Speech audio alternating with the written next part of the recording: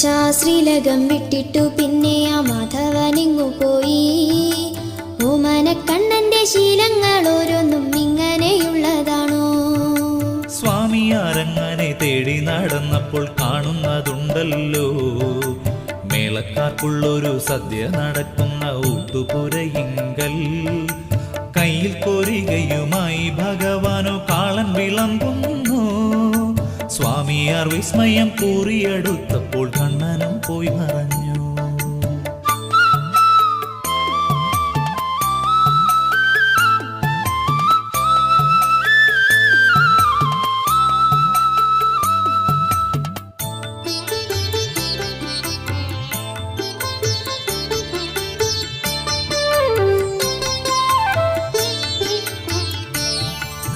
കൃഷ്ണനാട്ടം വഴിപാടായി ഭക്തരും ഇങ്ങു നടത്തുന്നല്ലോ.